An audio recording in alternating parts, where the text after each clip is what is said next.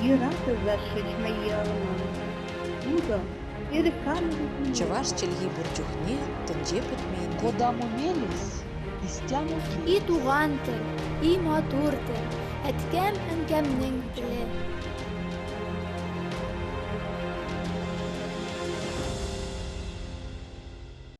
Исәнмесез, сіз Татарстан 24 каналында туган тел тапшуын карыйсыз. Сезнең белән Гөлүсә Сыңгатуллина. Бүгенге тапшу халыкара туган тел көне, телләрне саклауның әһәмияте, татар теленең барлыкка килү тарихы һәм кулланылыш даирәсе хакында. 2000 елдан башлап ел сайын 21 февральдә халыкара туган тел көне билгеләп үтелә. ЮНЕСКО тарафыннан игълан ителгән әлеге бәйрәм дөньядагы телләрне саклау, аларны киләчәк буынга исән-имин җиткерү максатыннан оештырыла. Бүгенге көндә галимнәр җир шарында 6000-нән артык тел булуын әйтә. Һичшиксез, алар арасында киң таралган телләрдә берничә кеше генә сөйләшә торганнар да бар. Юкка чыгып баручы телләр һәм халыкларны барлау аеруча да мөһим. Тел ул фикерне сүз белән белдерү коралы, кешенең җәмгыятьтә аралашу чарасы. Аралашу җәмгыять үсеше өчен гаять тә мөһим. Ул гореф-гадәтләрне һәм буыннар тарихын сакларга ярдәм итә. Галимнәр фикеренчә, кешеләрнең сөйләм күнекмәләре 100 мең ел элек барлыкка килгән. Язма тел формалары исә 5000 ел элек чамасы. Телләрнең барлыкка килү тарихы катлаулы һәм озын юл үткән. Без планетабызның төрле почмакларында, төрле телләрдә сөйләшәбез. Шулай да бөтен дөньяда киң таралган телләр дә бар. Алар Кытай, инглиз, рус, испан, гарәп, португал, француз телләре. Кешелекнең күпчелек өлеше шушы телләрдә сөйләшә. Барлык телләрне тану һәм хөрмәт итү дөньяда тынычлык, иминлек саклау ачкычы булып тора. Һәр тел үзенчәлекле. Ул менталитетны, гореф-гадәтләрне чагылдыра, безнең аңыбызны формалаштыра, үстерә. Һәр халык ул кабатланмас мәдәният, тарих, гореф-гадәтләр, яшәү рәвеше һәм әлбәттә тел. Аны саклау кешелекнең мөһим бурычы. Милләт өчен җан атучылар күп, әмма алдынгы сафларга басып, нидер эшләргә алынучылар сирәк. Раил әфәнде исә һәр вакыт лидерлар рәтендә. Татар халкын саклауда үземнең өлеш кертә торган кеше дип хис итәм. Һәм үземнең белемнәрне, үземнең вакытны, үземнең ресурсларны шушы юнәлештә кулланам. Мөгаен бәлки шунысыдыр да.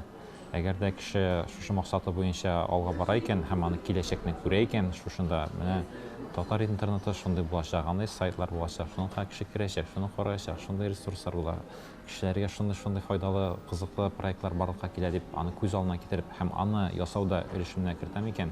Демәк, ул проектлар чыннан да булачак һәм менә бу уйланылган әйберләр алар чынлап та тормышка аша дигән сүз. Раил әфәнде күп кенә интернет марафоннарны җитәкли. Сәламәт иртә, әдәби марафон аның иҗат җимешләре. 21 көн дәвамында мин инде кроссовка сатып алдым да, ВКонтакте социаль челтәренә куйдым. Әйдәгез, кем минем белән 21 көндә гадәт тәрбияләйбез, иртәнге йөгереп кайту гадәте. Һәм бу проектны Сәламәт иртә дигән проект белән хэштег белән тамгаладым. Һәм миңа 15 кеше иярде.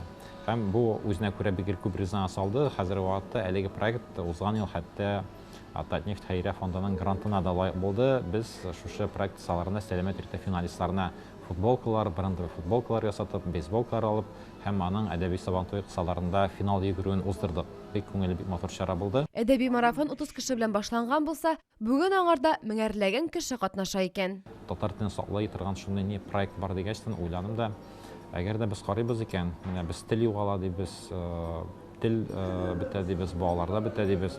Әгәр дә biz сөйләп кенә калабыз икән, эшләмибез икән, ул вакытта бер нәрсәңдә тормышка шу була алырдай түгел. Кайчан тел саклана? Әгәр без ул телдә сөйләшсәк. Кайчан балта остасы була? Ул гел балта белән эшләсә. Кайчан чәч тараш була, шундый яхшы чәч алачак. Ул аның практикасы булса. Кайчан тел югалмый, кайчан саклана? Ул анда сөйләшсә. Нинди сөйләшсә? Урам телендәме, нинди телдә? Безнең бик күп шундай файдалы әдәби телебез ул әдәбиятта саклана. Димәк, әдәбиятны укырга кирәк, көн саен китап укырга кирәк. Туган телдә әдәби әсәрләрне, шундай классик әсәрләрне укырга тырышырга кирәк. Ул вакытта кешенең тел байлыгы арта һәм инде кешенең теле бер кайчан да югалмый. Ул аны кабул итә бара. Һәм менә бу гадәткә формалашырга кирәк. Шул рәвештә әдәби марафон дигән проект барлыкка килде. Белемру оешмасы интернет челтәрендә татар мәгарифен үстерү һәм ныгыту юнәлешендә актив эш алып бара. Белем академиясын булдырдык, өстәмә белем бирү мөмкинлеген, ягъни интернет челтәрендә хәзер Белемру порталында якын арада профессиональ дәрәҗәдә дип әйтмәсәк, әмма ләкин бик яхшы дәрәҗәдә татар телендә төрле юнәлешләрдә белем алып булачак. Һәм әлбәттә ул белемнәрне җыярга кирәк, аларны тупларга кирәк. Һәм фәнни кешеләрне, белемле кешеләрне, укучыларны шул исәптән аларны шушы юнәлешкә тагын да тартырга кирәк. Безнең тел бер яктан әдәбиятта ныгыса, икенче яктан фәндә ныгырга тиеш. Әгәр дә туган телдә фән ныгымаса, аның киләчәге шулай бик авыр була. Әдәбият ул саклый шундый милли традицияләрне, милли әйберләрне, фән киләчәкне булдыра. Шуңа күрә фәннең туган телдә булуы шулай бик мөһим әйбер.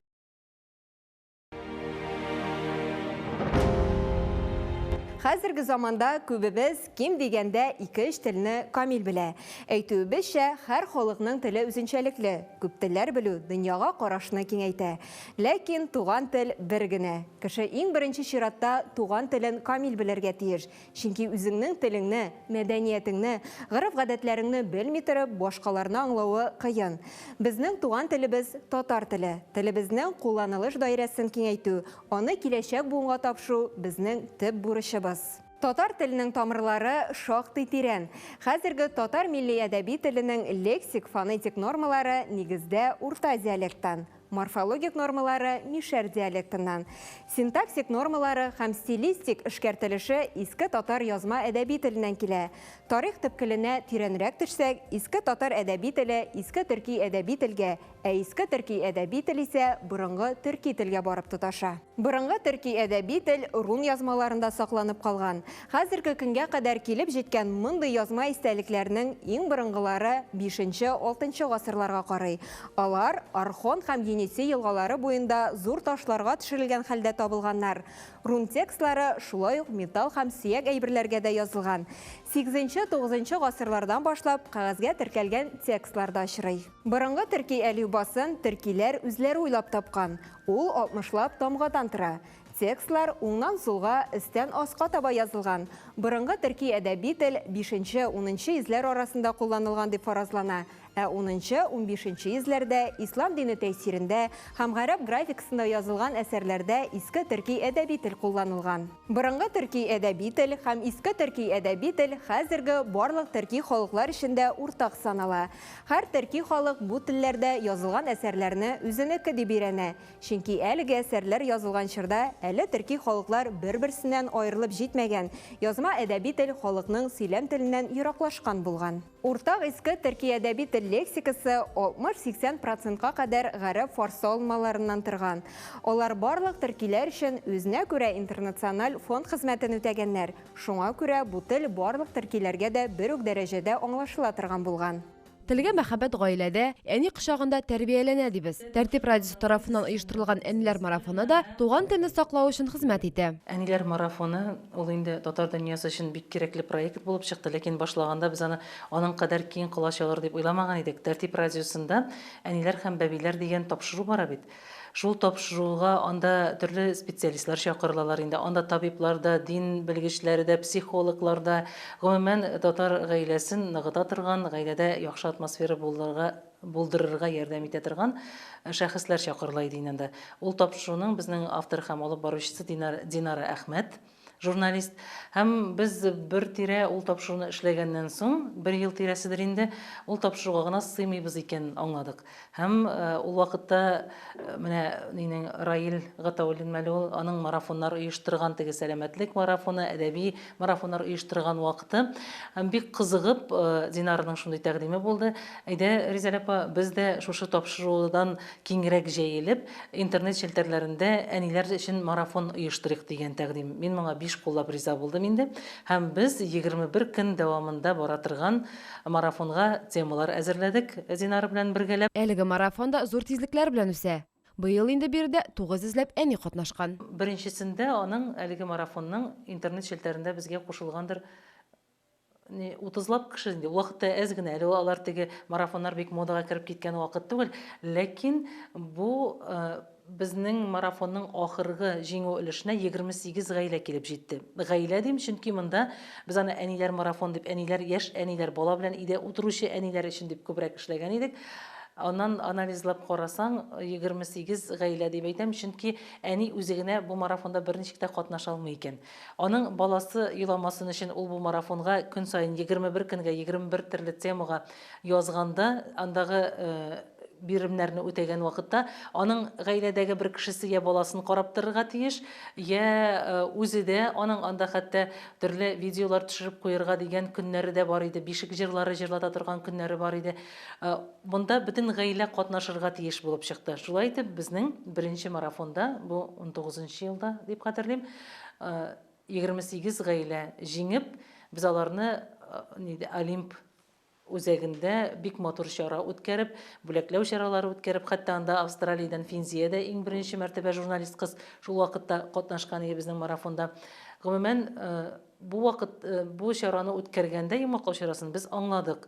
Бу безнең булай гына үткәрелгән марафон түгел икән, бу дәвамлы була торган марафон һәм киң колач белән татар телендә аралаша торган, чын татар гаиләләрен берләштерә торган марафон икән аңладык без моның. Чарада яшь әниләр генә түгел, олы апалар, инде дәү әниләр дә катнашкан. Безгә кайбер вакытта әйтәләр бит инде, дәваниләр, сез олылар тыңлыйсызны дип. Безнең максат та шул, олылар янында йөргән оныклар тыңлый безне. Киләчәк безнең барбер оныклар кулында. Шуңа күрә бу марафонның телебезне саклауда, үстерүдә бик зур өлеше, гомумән гореф-гадәтләребезне яңартуда, менә бу милли кыйммәтләр дип әйтәбез бит, тамырларда булган, китапларда язылмаган, гаиләләрдә генә сакланган кыйммәтләрне үстерүдә бик зур өлеше бар икән аңладык бу марафонның. Һәм без моны ел саен үткәрергә дигән үзебезгә максат куйдык. Шуннан да проект бик кирәкле, елдан-ел зуррак үсеш алыр дип өметләнәбез. Бүгенге көндә Аллага шөкер дип әйтәсем килә, шул кадәр сөендем. Әтиләр дә бала тәрбияләүдә бик зур өлеш кертәләр, яшь әтиләр. Алар балаларын каягына алып җөрми, үз үрнәкләрендә нәрсә генә эшләми аларга хикмәтле хәлләр бар. Менә шуңа күрә татар мөхитендә, үз телебездә аралашып, үзебезнең гореф-гадәтләрне саклап яши торган гаиләләргә бу үзенә күрә бер, ничек дип әйтим, поддержка дип әйтәбез инде урысча әйткәндә, булай теләктәшлек күрсәтеп, аларның менә шушы гамәлләрен хуплап үстереп һәм аларга тагын күпләр кызыгып килеп кушылырлык мәйдан булырга тиеш бу. 15-16 йөзләрдә төрле төркиләрнең үз дәүләтләре оеша башлагач, гомуми иске төрки әдәби тел айрым иске төрки әдәби телләргә, иске төрек әдәби теле, иске татар, иске үзбәк, иске Азәрбайҗан һәм башка язма әдәби телләргә аерыла башлаган. 16-19 йөзләрдә татарларда иске татар әдәби теле кулланылган. 19-нчы йөз уртасында милли әдәби тел формалаша башлаган. Әдәби телне масса күләм куллану ихтыяҗы тугач, иске татар әдәби телен сөйләм теленә якынайту процессы башланган. Тек стилистик нормалар иске татар теле нигезендә үстерелә барган. Татар милли әдәби теленең барлык стильләре дә 20-нчы йөз башында формалашып җиткән. Совет чорында әдәби тел нормалары тагын да ныграк эшкәртелгән. Аның электән ныгыган әдәби һәм публицистик стильләре генә түгел, фәнни, рәсми һәм сөйләм стильләре дә бик нык үстерелгән, нормага салынган. Ләкин Сталинның милләтләрне руслаштыру сәясәте татар әдәби телендә сөйләшүчеләрне бик нык киметә. 80-нчы елларда татар мәктәпләрендә укучы татар балаларының саны шактый кими. Татарча сөйләшүчеләрнең кимүе әдәби телнең кулланылыштан төшә баруына китерә. Соңрак 90-нчы елларда татар телен һәм гомумән татар милләтен, мәдәниятен тыргызу, үстерү өчен көрәш башлана. Туган телдә белем бирү, аның өчен укытучылар әзерләү шул көрәшнең ышанычлы бер юнәлеше булып тора. 1979-нчы һәм 1989-нчы елларда халык санын алу мәгълүматларына караганда, татар халкы элекке СССРның 80-нән артык регионында яшәгән. Шулай ук чит илләрдә дә татарлар саны шактый булган. Бүгенге көндә дә чит илләрдә нигездә Төркия, Финляндия, Америка, Япония, Австралия һәм башка илләрдә татар диаспоралары бар. Алар читтә яшәсә дә, телебезне, милли үзенчәлекләребезне сакларга тырыша. Татар милләтен тергезү, саклау һәм үстерү максатында 1992 елның 8 июлендә Татарстан Республикасы халыклары телләре турында Татарстан Республикасы законы кабул ителде. Анда татар телен дәүләт теле буларак тергезү, саклау, өйрәнү һәм үстерү юллары күрсәтелде. Бүгенге көндә Татарстан Республикасында 2 дәүләт теле, татар һәм рус. Әлеге 2 милләтнең бер-берсенә телләренә йогынтысы шактый зур. Халыкара туган телләр көненә багышлап, Габдулла Тукай әдәби музее шагыйрьнең 20-нче йөз башында нәшер ителгән китабының кириллицадагы беренче басмасын Габдулла Тукай мәҗмугай әсәрен тәкъдим итте. Габдулла Тукайның мәҗмугай әсәрләр китабы ул яңалыкларга тулы дип әйтсәм, бердә ялгыш булмастыр дип уйлыйм. Аның тарихы 1913 елга барып тоташа. Шул көннәрдә Габдулла Тукай үзенең соңгы көннәрендә әлеге китапны әзерли башлый һәм ул әйткәнчә, бирегә үзе халкына калдырырга теләгән шигырьләрне генә туплый. Әмма кызганычка каршы бу китап Тукайның вафатыннан соң 1914 елда гына нәшер ителә. Анда беренче иллюстрацияләрдә Тукайның кул язмалары да һәм Тукай белән бәйле фотолар да кертелә. Шулай ук беренче кереш мәкаләдә языла.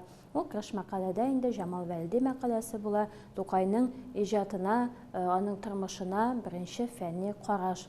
Аннан соң китап 1918 елда Казанда нәшер ителә гарәп графикасында, 1933 елда татар телендә Токиода, әмма кириллицада әле аның нәшер ителүе бары тик 2021 елның ахырында гына булды. Әлеге китапны Тукай музей хезмәткәрләре әзерләгән. Китапта шагыйрь үзе белгиләп узганча, халкына калдырырга теләгән әсәрләре генә тупланган. Без хәтта шигырьләр арасындагы орнаментларны да саклап калдырырга тырыштык.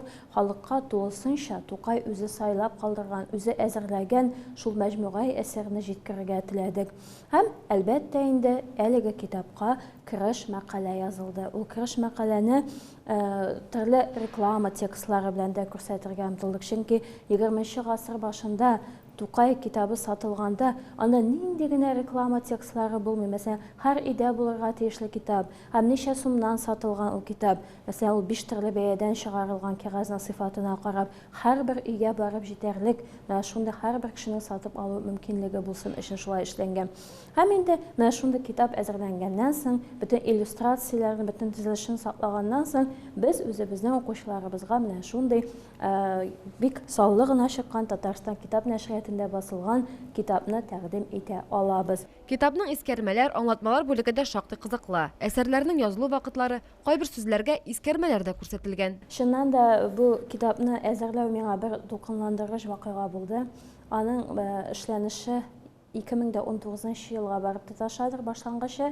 Без ул елда Тукай җыентыкның чыгуына 105 ел тулганда күргәзмә әзерли башладык.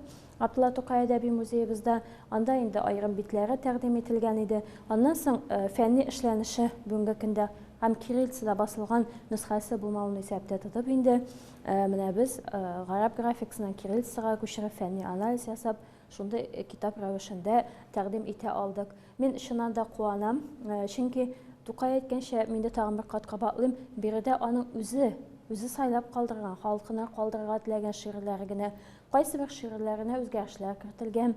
Мәсәлән, беренче тапкырларны аерым газетларда бастырган булса, мәҗмугага әзерләгәндә ул кайсы бер шигырьләрен кыскарткан, кайсына өстәгән, куплетлар урыннарын алыштырган, сүзләрен үзгәрткән, кушымчаларын үзгәрткән сүзләрнең. Менә алар һәрберсе инде безгә бик кызыклы. Шуннан да бик зур хезмәт. Гүзәл Фәрдин кызның тырышлыгына сокланмый мөмкин түгел.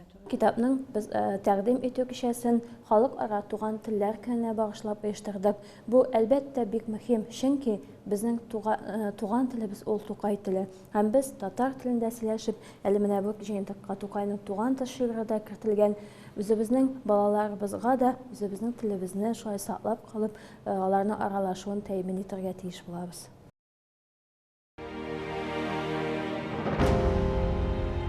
Тел дөнья ачкычы. Тел аша без үзебез өчен яңа киңлекләр, яңа кешеләр, яңа мөмкинлекләр ачабыз. Күбрәк телләр белгән саен кеше камилләшә, тулылана һәм байый бара. Татарстанда гына да 173 милләт вәкиле яши. Һәр милләтнең үзенчәлеге, мәдәни байлыгы бар. Әлеге байлыклар әлбәттә тел ярдәмендә ачыла. Шуңа да туган телләрне саклау, үстерү аеруча да мөһим. Шушының белән тапшырубыз ахырына якынлашты. Без туган теленә битараф булмаган һәр кемне халыкара туган тел көне белән котлыйбыз. Туган телебез һәр вакыт үсештә һәм кулланылышта булсын. Милләтебезнең тарихы ерак киләчәктә дә дәвам итсен. Дөньядагы һәр бер тел үз йөзен һәм кирәклеген югалтмасын. Сез Татарстан 24 каналында туган тел тапшыруын карадыгыз. Бүгенге тапшыру халыкара туган тел көне, телләрне саклауның әһәмияте, татар теленең барлыкка килү тарихы һәм кулланылыш даирәсе хакында иде. Сезнең белән Гөлүсә Сыңгатуллина булды. Сау булыгыз, киләсе очрашуларга кадәр.